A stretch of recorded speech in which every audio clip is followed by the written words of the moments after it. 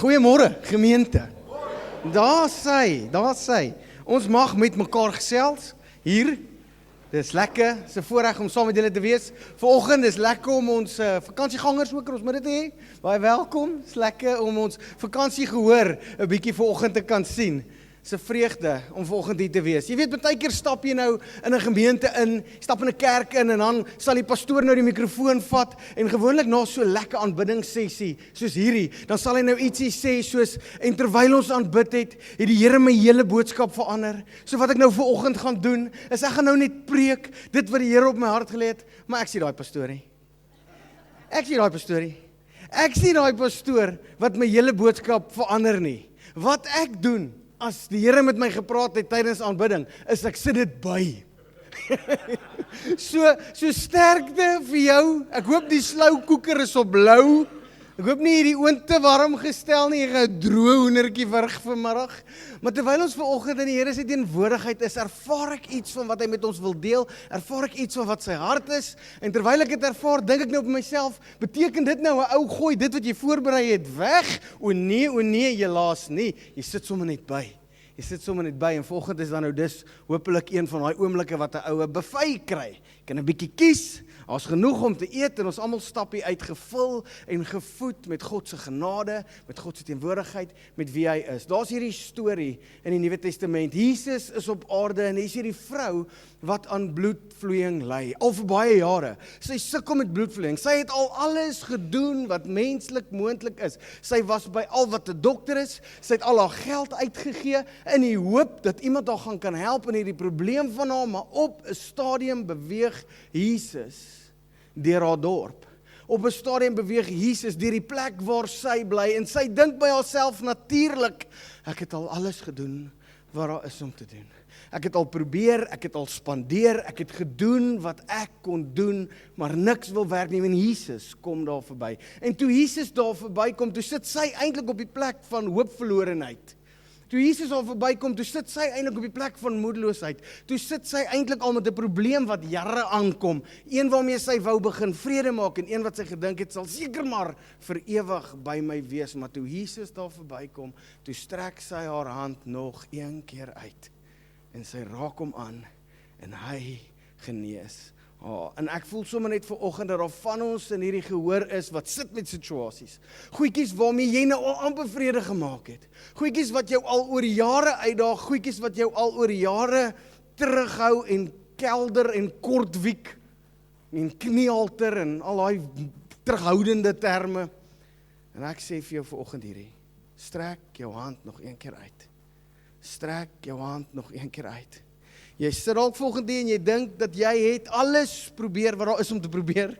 Jy dink dalk jy het spandeer wat jy kon spandeer, jy het gegaan waar jy kon gaan. Wat ek vir jou wil aanmoedig mee is hierdie. Strek jou hand nog een keer uit. Raak in sy kleed. Strek jou hand nog een keer uit. Here, hier is ek. En ek het lank gewonder, hoekom ons hande moet opsteek as ons worship. Jy weet, wat beteken dit nou? Hoekom as ons aanbid, moet jy nou jou hande so in die lug steek? Maar toe ek nou eers 'n klompie kinders in die wêreld het, toe begin ek verstaan hoekom ons handjies so opsteek as ons aan aanbidding is. Want as ek by die huis kom, weet jy wat een tel ek eerste op? Die een wat sy handjies optel. En ek en jy het die geleentheid om vanoggend en in tye van aanbidding ons handjies op te tel en te ervaar hoe die Vader ons kom optel. Ek glo dis wat hy vir jou wil doen. Ek glo dis wat hy vanoggend wil kom sê, sy genade is vir jou genoeg. Hy is God Immanuel, hy is by ons. Hy is die reddende Here, die een in ons midde. Wees bly, want hy is hier. So dit was die eerste preek. Ek kan sommer terugvoer gee so in die gehoor. Hoe was dit? Jy het dit geniet sover? Sê? Daar's nog een. Hy gaan nou begin, maar ek moet vir julle sê, dit is vir my so lekker, as dit vakansietyd is, en die crowd is so bietjie meer intiem, en ons is so bietjie minder mense, en ek kyk oor hierdie gehoor, en ek besef dat, hier is sulke lekker mense in hierdie kerk. Wil jy nie net so bietjie rondkyk nie, en net bietjie besef, daar's sulke lekker mense. I mean, as jy nie die De Villiers se ken nie, dan mis jy uit op die lewe, en as jy nog nie by die Britse gebraai het nie, dan mis jy uit. Die Zapkes is nie dis lekker mense. Ek kyk so oor, daar sit die loodse, die Fouchés, die Lambregse, julle is lekker mense. Regtig waar. Julle is lekker mense. En as jy nou net vir my ken hier, dan mis jy eintlik uit op die lewe. Want waaroor kerk gaan is hierdie gemeenskap. Hier sit die hele string de toys ook klasmense. As jy genooi word vir 'n braai, moet jy ja sê. Dit sal lekker wees vir jou. Van Skalkwyks, Ackerman, is lekker tussen julle. Dis lekker hier. En ek noem hierdie name en ek noem hierdie vanne en ek lig so 'n bietjie mense uit. En as jy nou van die tipe persoonlikheid is wat nie daarvan hou nie, flip, jy's ook 'n lekker ou. Sorry. Amper slaan ek jou oor. Die Kellermans, ek kan aangaan. Die Griesels. Die Griesels het ek eintlik ontmoet rondom pizzas.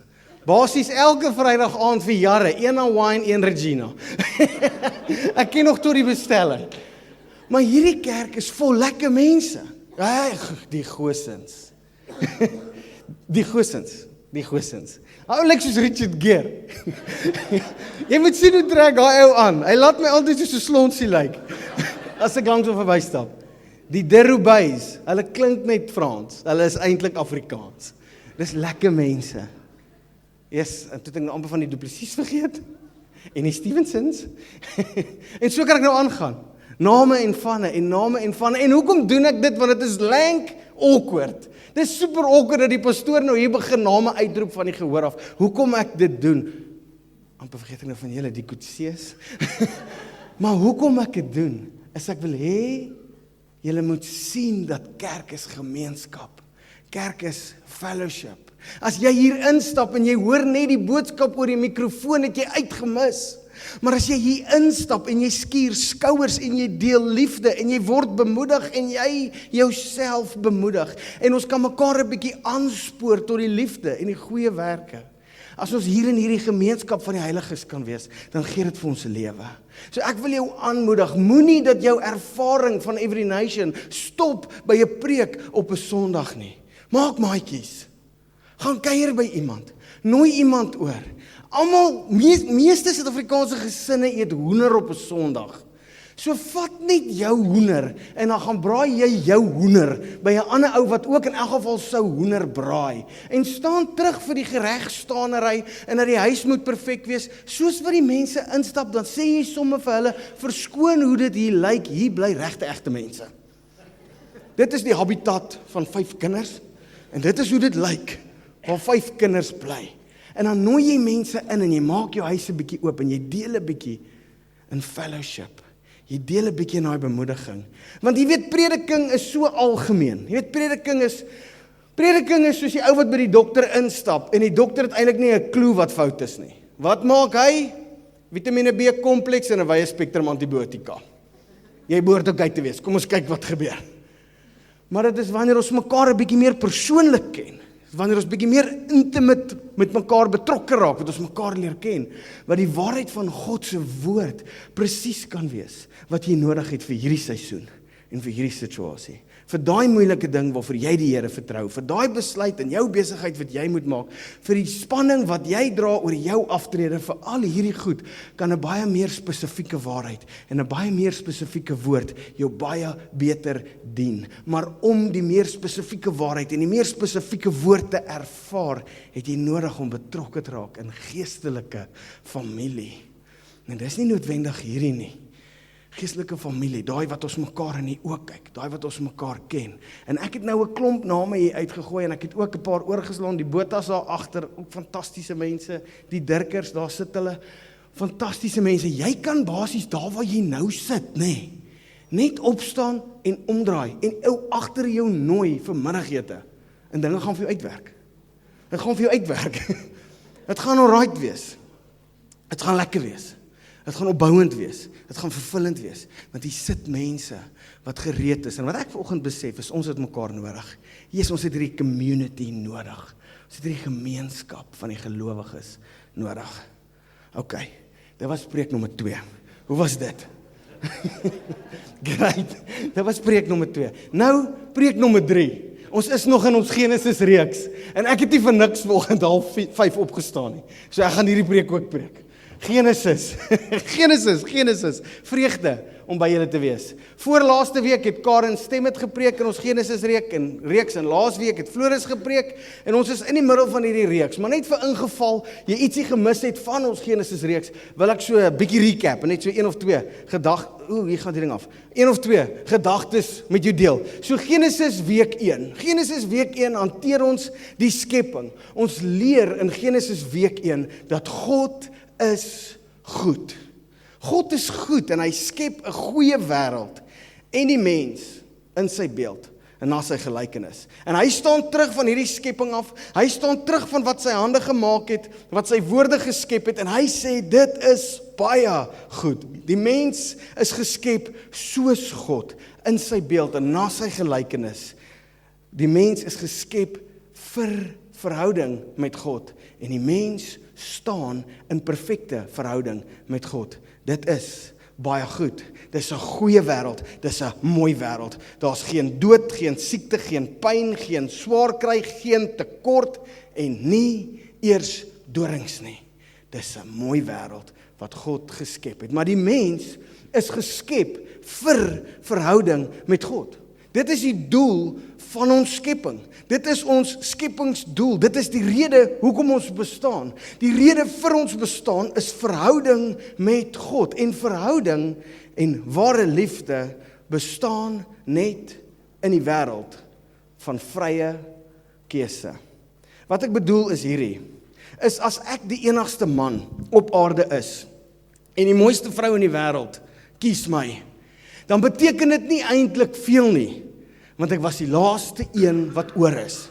Ek's die enigste opsie wat sy gehad het. Maar as daar vrye wil is, en as daar opsies is, en as daar keuses is, dan kan liefde en verhouding bestaan.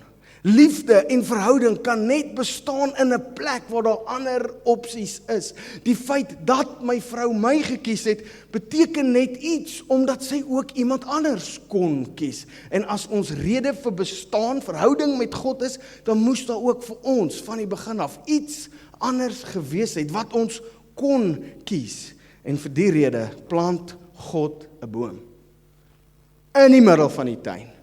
Die boom van die kennis van goed en kwaad. En hy sit vrugte aan daai boom. En volgens Eva se getuienis later is die vrugte mooi en ook goed om van te eet. En die boom is vol van hulle. En wat sê God? Hy sê, los daai ding uit. Van al hierdie bome mag jy eet, soveel soos wat jy wil, maar van daai een, in die middel van die tuin, met die mooi vrugte, van daai boom mag jy nie eet nie. Jy sien wat God besig was om te doen met daai boom, is God was besig om vir ons 'n keuse te gee. God was besig om vir ons opsies te gee, sodat ons die geleentheid het om te besluit. Sodat ons die geleentheid het om te kies. Wil ons hom volg? Wil ons hom gehoorsaam? Wil ons hom dien? Wil ons by hom wees? Of wil ons nie? Want in daai kies oomblik, in daai oomblik van keuse, lê die bewys van ons liefde, lê die bewys van ons verhouding met hom. En jy ken die storie, ons kies hom nie. Ons het nie toe nie, en ons doen ook nie nou nie. Jy ken die ou storie, daar is altyd ietsie lekkerder, daar is altyd ietsie beter, daar is altyd iets meer om te beleef, daar is altyd iets meer om te geniet as God. Of so dink ons. En in week 2 van die Genesis reeks sien ons die val van die wêreld. Dit is die vernietiging van God se perfekte prentjie. Dis die vernietiging van God se mooi wêreld. Die mens word mislei deur 'n listige vyand wat tot vandag toe nog steeds net daai een strategie het en gebruik. So God maak 'n beautiful wêreld. Hy maak die mens vir verhouding met homself en die verhouding is diep en die verhouding is eg. Maar God weet, om die verhouding diep en eg te hou, moet daar ook 'n ander opsie wees. En hy gee vir ons die ander opsie in die vorm van die boom. En ons kies die verkeerde keuse. Ons oefen die verkeerde opsie uit en God se perfekte prentjie word vernietig deur die misleiding van 'n listige vyand, deur die misleiding van 'n listige slang en tot vandag toe nog is daardie slang en daardie vyand nog net so listig en gebruik hy nog die hele tyd dieselfde strategie en dieselfde prentjie misleiding. Hy verdraai God se woord. Hy laat die mens twyfel in God se karakter en intensies en ons word daardeur mislei. Ons kies om ongehoorsaam te wees aan God, ons kies sonde en die uiteinde van daardie keuse, die loon van daai reëling is die dood. En nou, ons is nog steeds in Genesis week 2. Ons is nog op pad na week 5 toe, waar ons eintlik nou is. Maar een is skepping, 'n goeie God skep 'n goeie wêreld. 2 is die val van hierdie perfekte wêreld. En na die val van hierdie perfekte wêreld, nou is daar dorings. En nou is daar seer kry en sonde en swaar kry en siek word en ultimately is daar die dood. Hoe het God vir Adam gesê in Genesis 3, deur jou toedoen is die aarde nou vervloek. Jakobus 1 sê dit is ons eie begeertes wat ons aanlok en saamsleep. En as die begeertes bevrug geraak het, bring dit die sonde voort en as die sonde groot geword het, loop dit uit op die dood. En dit sien ons uitspeel in Genesis 3. Toe kom week 3 en ons besef dat hierdie ding wat ons gekies het, hierdie sonde wat ons gekies het erge reperkusies. Net erge nagevolge, die konsekwensies op hierdie ding is verskriklik. En in week 3 kyk ons na die storie van Noag. En dit kan my brein elke keer blaas, as ek by 'n kleuterskool instap, en ek sien 'n prentjie van 'n ark, met diertjies, wat 2 daar loop. Want weet jy wat se wille storie is daai eintlik? Dit hoort eintlik hoegenaamd nie op die muur van 'n kleuterskool nie. Ons behoort nie dit te verf wat kindertjies dit kan sien nie. Dis 'n verskriklike rowwe storie daai. Daai houtboot met die diertjies 2, dis 'n rowwe storie. Dis die storie van die konsekwensies van sonde. Dis die storie van 'n goeie God wat heilig is, wat oordeel bring op sonde. Dis 'n storie van 'n God wat 'n goeie wêreld geskep het. Die mens wat teen hom gerebelleer het, hulle sy eie plan gemaak het, sy eie kop gevolg het en toe kom God op 'n dag in Genesis 6 op die plek waar hy sê, ek is spyt, ek is spyt, ek is spyt. Ek is spyt ek het die mens gemaak. Hy is evil. Wat is daai Afrikaanse woord? Daar's 'n woord. Hulle is vol verdorwenheid. En ek is spyt gemaak. Ek sal hulle van die aarde afvee. En hy het dit ook gedoen. Genesis 6 verdrink hy die hele spul. Nou ek weet die kinders is in die gehoor vandag. So ek gaan nou nie hierdie storie te rof verduidelik nie. Maar kan jy dink wat se dag dit was? Toe die water begin heuphoog te raak. Toe die water begin kielibak hoogte bereik. En Noag en sy familie is in die ark en 5, 6, 7, 8, 900 mense dobber teen die kante van die ark, klap teen die ark, want dit wragtig begin reën. Dit is 'n verskriklike storie eintlik daai. Maar wat ons leer in Genesis 3 is sonde het gevolge. Lelike gevolge, nare gevolge, die tipe gevolge wat ons nie wil pluk nie. Die loon van die sonde is die dood. Dis aaklag. Maar, en ek is so dankbaar dat ons nou by hierdie maar kan uitkom. Maar, ons God is ryk in barmhartigheid en het ons innig lief. En hy self maak die plan van redding. Hy bring 'n belofte na Abraham toe. Abraham wat 'n heiden was. Abraham wat hom nie gesoek het nie. Abraham wat net 'n mens en 'n boer was by sy pa in die huis. Hy kom na Abraham toe en hy maak 'n belofte dat in jou nageslag sal ek die wêreld kom red. Sonde bring die dood, maar die genade en die redding van ons God bring ons terug na die lewe. En nou is die versoeking vir my baie groot om Genesis te verlaat en in te spring in 'n klomp Nuwe Testamentiese versies in. Want daar's so baie wat mooi is en daar's so baie wat ons moet sien en ek gaan net tweeetjies nou noem, maar ons kom by die vervulling van God se droom. Ons kom na 'n goeie God toe wat sê ek is nie tevrede met die reëling dat ek en jy nie in verhouding is nie. Ek is nie tevrede met die reëling dat ek jou geskep het vir intimiteit en vir verhouding en dat jy nou nie meer in my teenwoordigheid is nie. Ek gaan jou red. Ek gaan dit verander. Dit sal nie so bly nie. En hy begin lang jare terug met 'n lang plan deur 'n belofte aan Abraham, deur jou nageslag, deur jou seuns en jou dogters en spesifiek een seun uit jou nageslag uit sal ek hierdie wêreld kom red. Romeine 6:23, die loon van wat die sonde gee is die dood. Die genadegawe wat God gee is die ewige lewe in Christus Jesus, ons Here. Normaalweg is hulle daar op die bord, maar ek sien 'n bietjie paniekerigheid daar aan die agterkant, so ek vermoed dat iets kommunikeer nie lekker nie. Maar dit was een versie. Almal nog met my? Almal nog hier? Great. Dan kom Paulus en hy lewer kommentaar op hierdie gedagte in Efesiërs 2.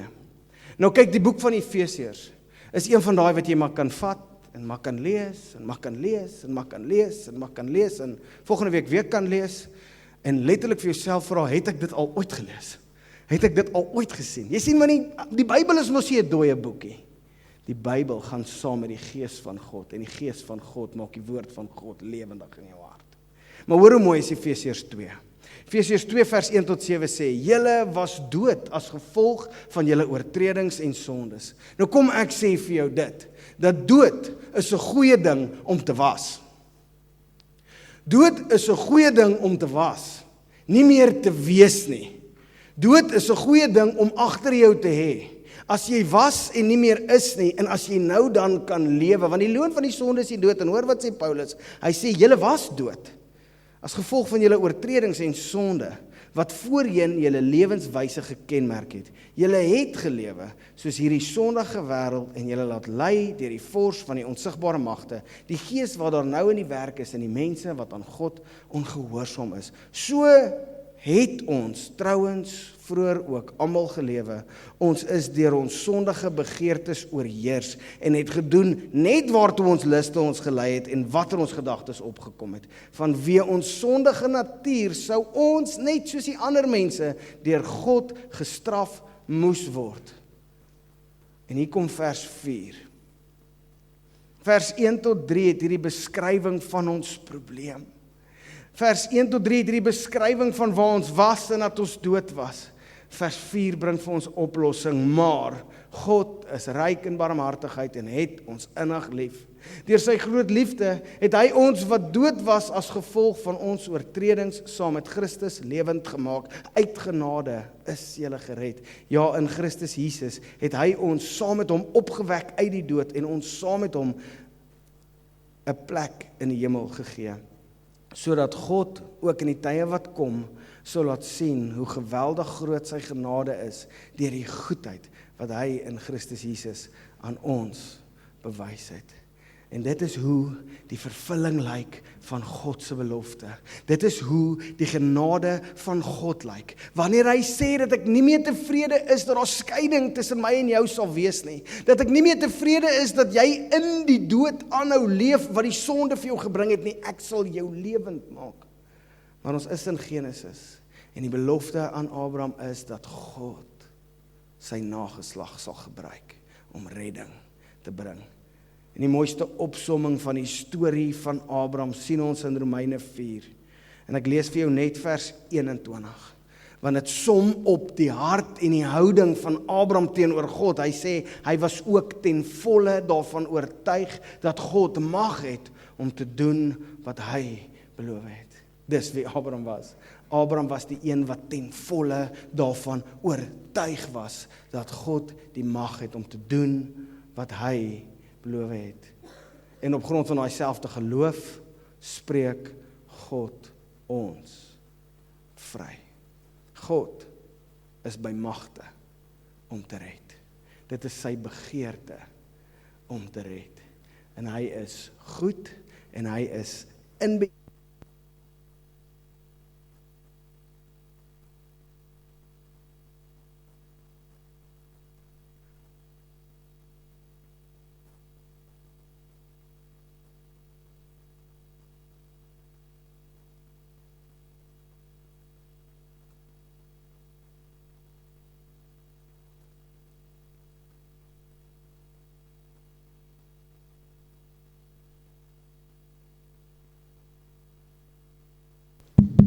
Dis hy.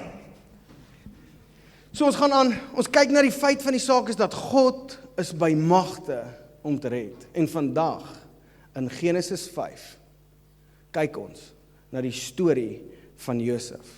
Want die storie van Josef staan as die bewys en die bevestiging vir alle eeue om te sien dat God by magte is om te red. Staan vir alle eeue dat ons daarna kan kyk en kan weet dat die God wat ons dien het die vermoë om te kan red. En ons almal ken die storie van Josef. Ons almal het die storie van Josef al gehoor vandat ons so klein is. So ek is eintlik geoorkwalifiseer om die storie van Josef met julle te deel. Want julle almal ken hom.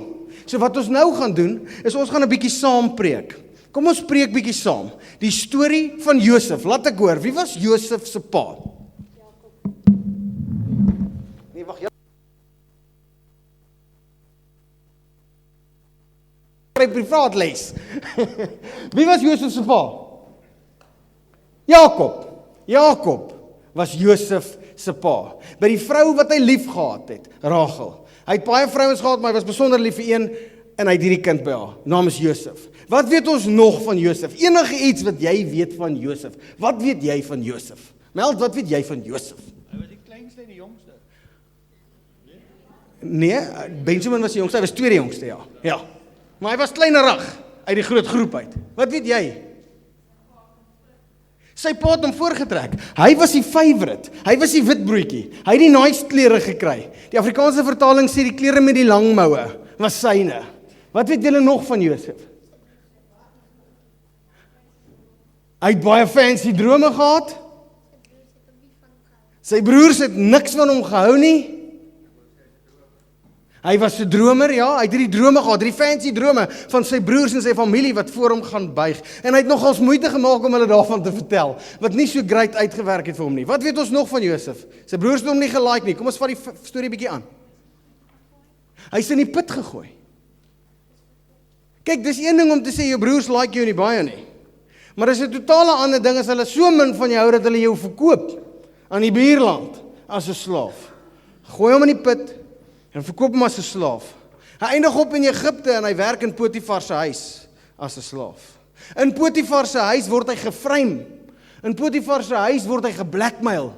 In Potifar se huis vang hulle hom uit vir iets wat hy nie gedoen het nie en hy eindig op in die tronk. Hy spandeer tyd in die tronk, maar wat mooi is van sy tronkverhaal is dat daar so 'n versie is wat so uitstaan in Josef se tronkverhaal en dit is dat die Here was by Josef. Die Here was by Josef. En dit sien jy keer op keer opduik in Josef se verhaal. Jy sien dat Josef is in die put, maar die Here is by hom. Jy sien dat Josef is 'n slaaf in Potifar se huis, maar die Here is by hom. Uit Potifar se huis uit land hy in die tronk, maar die Here is by hom. Jy sien hierdie baie mooi prentjie van Josef se lewe. Die Here is by hom, vals beskuldig. Toe in die tronk lê hy 2 manne se drome akkuraat uit. En hy sê vir daai manne, moenie van my vergeet nie. Onthou van my as julle voor die farao kom. Wat gebeur? Hy word vergeet. Dit voel vir my sinneloos om vir enigiemand te sê, moenie van my vergeet nie. Dis soos wanneer iemand vir jou sê, ek wil nou nie lelik wees nie. Want elke keer as iemand vir my sê, ek wil nou nie lelik wees nie, dan trek hy weg en is hy lelik. Dis onnodige goed wat jy sê, soos om te sê, onthou van my. En dan vergeet hulle van hom. Later, 2 jaar later, word hy van onthou. Hy lê farao se droom uit. Hy word verhoog. Hy geniet die guns. Hy heers oor Egipte. Hy leef in die weelde. Hy vergewe sy familie, sy broers wat hom verkoop het en vir dood agtergelos het. En hy red sy familie. Maar die grootste openbaring van Josef se hele lewe deel hy met sy broers net nadat sy pa afsterf. So die storie van Josef se lewe is vol van uitdagings. Hy's gebore as 'n pa se gunsteling. Dit het vir hom niks goeds in die sak gebring nie, behalwe een langmou hemp. En daarna het sy broers nie van hom gehou nie. Hulle wou hom eers doodmaak, hulle besluit toe daarteen, hulle gooi hom toe in die put, hulle haal hom toe weer uit en hulle maak toe geld vir hom af en hulle verkoop hom as 'n slaaf. Hy land op in die huis van 'n Egiptenaar in 'n vreemde plek as 'n slaaf, as 'n knegg. Uit daai plek uit land hy in die tronk, en daar was klomp uitdagings en klomp moeilike dinge, en hulle vergeet van hom. Elke keer as hy dink die deurbraak is nou om die draai, dan vergeet hulle weer van hom. Maar daar's een ding van Josef wat ons weet, en dit is dat die Here was by hom. Die Here was saam met hom. En sy storie gaan aan, en hy land in beheer van Egipte en van al die voorrade wat daar was, en daar's 'n hongersnood, en daar's nie kos om te eet nie, en die buurlande kom koop kos by hulle, want hy het Farao se droom reg uitgelê, so toe kan hy kos opgaar, en hy verkoop. Egipte het sy miljoene daar gemaak. Jy's koring as daar nie is nie, is 'n duur ding. Hy verkoop en hulle maak baie geld, en sy eie familie kom tot voor hom, en dis die vervulling van sy eerste droom. Hierdie ouens buig voor hom, en hy het die voorreg om hulle te kan red, en daar's baie om te sê binne in dit. Ons kan nou vandag verskillende hoeke uit Josef se storie uithaal. Ons kan vir mekaar sê dat dit goed is om getrou te bly aan die Here, en dit is.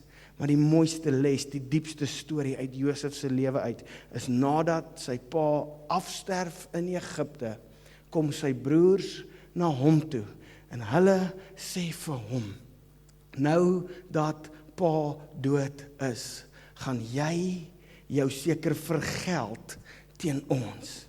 En Josef sê nee, ek het vergewe, en ek is nie die Here nie, en ek sal goed wees vir julle, en ek sal sorg dat julle kos het om te eet. Maar die absolute kroon van wat Josef ons kom leer, is Genesis 50 vers 20. Genesis 50 vers 20. Julle wou my kwaad aandoen, maar God wou daarmee goed doen. En daar is min dele van die Bybel wat vir my meer bemoedigend is as dit. Julle wou vir my kwaad aandoen, maar God het dit vir goed gebruik. En ek sê vandag vir julle, daar is iets wat ons sien in Josef se storie, en daar is iets wat parallel met jou lewe, en ek weet dat net soos wat daar allerhande uitdagings en allerhande struikelblokke in Josef se lewe was, so is daar vandag in jou lewe allerhande uitdagings en allerhande struikelblokke, en ek wil vandag vir jou sê dat dit wat die vyand bedoel het vir jou ondergang, gaan God gebruik vir iets moois. Dis die uitsluitlike prentjie van wie ons God is, dat hy by magte is om te red. Dat hy teen die agtergrond van watse omstandighede ook al 'n verandering van hart, 'n verandering van gesindheid, 'n verandering van ons menswees kan bring, wat ons red. Jy sien, as daar nou een ou was wat hom die reg gehad het om bietjie vies te wees vir sy boeties, is dit ou Josef. Maar wat sê Josef? Ek is nie die Here nie, en ek kyk terug oor wat hy gedoen het, en ek kyk terug oor daai paadjie, en ek kan vir jou sê, ja, die put was aaklig, en ek kan vir jou sê, ja, die slawerny was horrible, en ek kan vir jou sê dat die tronk is 'n walglike plek om in te bly en te leef, en ek het nie die hoop daar gesien nie, en toe daai friekenskinker van my vergeet kyk, toe wil ek dan eers vir my vervies, maar ek het aangehou, en op die einde van die dag kyk ons terug oor sy lewe, en ons sien dat die Here het hom gebring tot op 'n plek wat nie moontlik sou wees sonder die journey nie.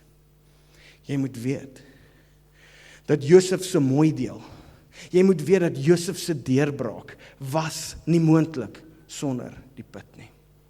Die redding van sy familie, die voortbestaan van sy familielyn, wat op die einde van die dag die hele wêreld sou red, was nie moontlik sonder die put nie, en was nie moontlik sonder die slawerny nie, en was nie moontlik sonder die tronk nie. En ons kyk vandag, en ons het 'n lekker vantage point, ons het 'n lekker hoek van aanskouing, wanneer dit kom by Josef se lewe, want ons kan nie hele storie sien, ons kan nie hele prentjie sien, maar in ons eie lewens kan ons net sien wat nou met my gebeur. En ek sit dalk vandag in die put, en ek kan nie dink dat 'n broer my so kan haat nie. Ek kan nie dink dat 'n broer my so in die voet kan skiet nie. Ek kan nie dink dat 'n broer so iets sal doen nie. Of ons sit dalk in die huis van gevangenskap waar ons werk as 'n slaaf en jy werk en jy werk en jy werk en jy kan nie dink dat jou broers en jou pa is boere en landeienaars in 'n ander wêreld en hier dien ek die huis van 'n ander man nie. Of jy's dalk in die tronk en jy kan nie glo dat jy hier moet sit vir iets wat jy nie gedoen het nie. Weet hierdie, dat wat ook al die vyand bedoel het vir jou ondergang, het God bedoel vir goed. En dit wat deur ek en jy nou stap, so moeilik as wat dit kan wees, maak deel van die pakkie en maak deel van die prentjie. En ek wil dit vir jou so 'n bietjie meer prakties maak deur net 'n klein stukkie van my getuienis met julle te deel, wat baie van julle reeds ken. Maar my pa is oorlede toe ek 17 jaar oud was. En my boetie was 15 jaar oud. En ek gaan 'n vreemde ding sê, ek prys die Here, dat my pa oorlede is in 'n tyd wat ek hom so nodig gehad het. Want in my lewe het dit die vrug gewek van 'n ontmoeting met die Here. En my boetie was 15, en hy het sy pa doodnodig gehad, toe hy 15 jaar oud was. Maar die belewenis, die swaar kry, die put, die slawerny, die tronk, het gebring na plek van ware ontmoeting met wie die Here is. En terwyl dit een van die lager punte in my lewe is, en terwyl ek kan terugkyk daarop, kan ek regtig hierdie sê, dat dit wat die vyand bedoel het om te steel, te slag en te verwoes, dit het die Here gebruik tot my voordeel. Dit het die Here gebruik tot die beste. Dit het die Here gebruik tot die goed. En ek kyk terug oor my lewe na baie goeters wat skeef geloop het en verkeerd geloop het. En wat swaar was om te dra en wat moeilik was om mee te werk. En van hulle kan ek terugkyk na en kan ek sê dat die Here het 'n goeie plan gehad. En vir ander van hulle kan ek net terugkyk en sê, Here, ek weet nie wat u plan was nie. Maar wat weet ek seker? Ons God is goed. En hy is by magte om te red. Die bemoediging is hierdie, om soos Abraham te kan sê, dat die Here is ten volle by magte om te doen wat hy beloof het, ten spyte van my omstandighede. Wat ek nou sien, en wat ek nou beleef, want die belofte is, dat God bewerk ons redding. En ek wil nou vir jou sê, as dit nie was, dat Josef put toe, slawerny toe en tronk toe was nie, dan was dit nie vir die bloedlyn van Jesus nie. Sy ander boetie was Juda. En Juda het later 'n laaitjie gehad, Dawid. En in Dawid se lyn af het ons 'n Messias, sy naam is Jesus, en dit was belangrik dat daai bloedlyn, dat daai saad oor wie die belofte gemaak is, nie moes uitsterf in die hongersnood in Kanaan nie. Dit was krities, dat daai bloedlyn behoue sal bly. Dit was krities, dat Josef deur al hierdie goed moes stap, sodat God hom kon red, en my vandag kan red. So waarmee bemoedig ek jou vandag? Ek bemoedig jou vandag met die feit dat God by magte is om te red. Dat hy by magte is om enige situasie oornag om te draai. Dat hy die een is wat vir ons veg. En dat dit wat ons nou beleef, nie waardig is om vergelyk te word met die heerlikheid wat daar vir ons sal aanbreek nie. En as dit vir jou slimmer klink as wat ek is, jy is reg. Want dit staan in die Bybel. Paulus het geskryf in Romeine 8, vers 18. Ek is daarvan oortuig dat die lyding wat ons nou moet verduur nie opweeg teen die heerlikheid wat God vir ons in die toekoms sal laat aanbreek nie. En dit kan wees terwyl ek en jy hier op aarde leef, mag wel wees, of dit mag ook wel wees wanneer hy elke traan van ons oë gaan afvee en ons vir ewig in sy teenwoordigheid voor hom sal staan. Either way, we win. Either way, we win, as ons vashou in die geloof. Want ons God is by magte om alle dinge ten goeie te laat meewerk vir die wat hom liefhet. En ek is half oortuig dat ons eendag in ewigheid voor die Vader gaan staan met 'n baie dieper dankbaarheid vir die teleurstellings wat hy toegelaat het, wat ons na hom gelei het, as wat ons voor hom gaan staan met 'n dankbaarheid vir die dag toe die deal deurgekom het, en die dag toe die lotto-nommers reg was, of wat se ander oorwinning daar ook al mag wees. Ek is oortuig dat ons eendag voor hom gaan staan, in die volle perspektief van die prentjie, en eerder gaan dankbaar wees vir die put, en vir die slawerny, en vir die tronk, as vir die oomblikke wat alles klopdisselboom geloop het. Want die geneigtheid van die mens is, as alles klopdisselboom loop, dan weet ek beter, en ek doen wat ek wil, en ek sê vir jou, jy sê nie vir my nie, ek weet wat ek doen. Maar wat ons nodig het, is om te besef, Here, ek het U nodig. So ek bid vir elke een van julle, 'n putervaring so diep, dat jy besef, Here, ek het U nodig. Ek bid vir jou 'n slawerny ervaring so sleg, dat jy kan sê, Here, ek het U nodig, ek kan nie sonder U nie, en ek bid vir jou 'n tyd in die tronk, sodat jy kan weet wat ware vryheid is, sodat jy kan leer dat ons God by magte is om te red.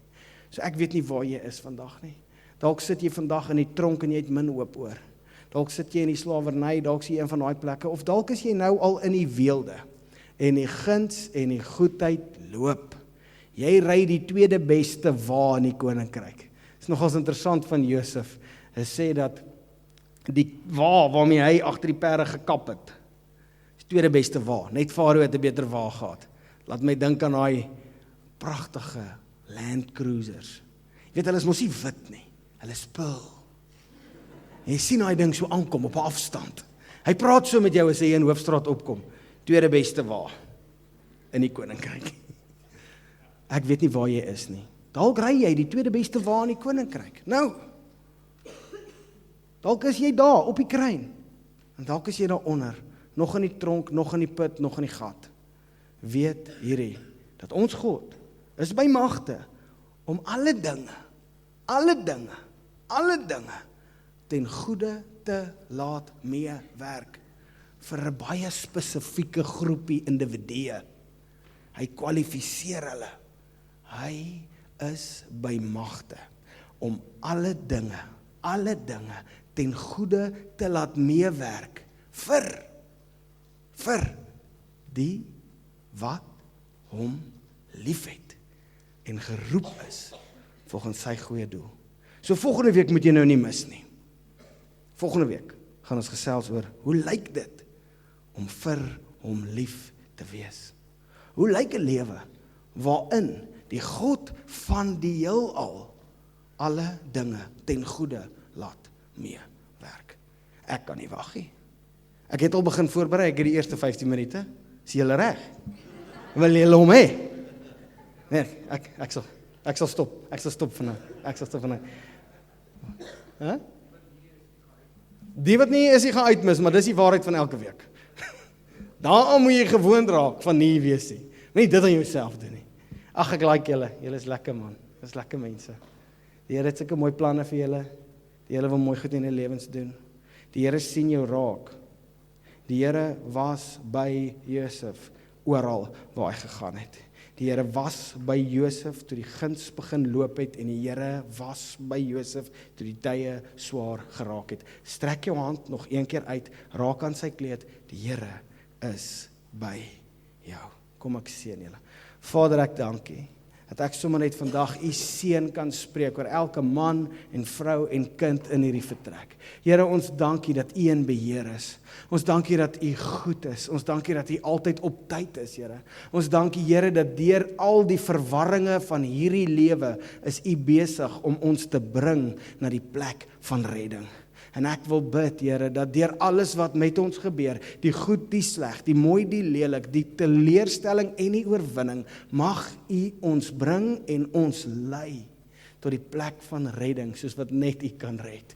Ons lê ons lewens voor U neer, ons verklaar dat U alleen is God, U alleen is die Here, ons buig voor U en ons begeerte is om U te volg met alles wat in ons is. Ek bid seën oor elke een in Jesus naam. Amen. Amen. Amen.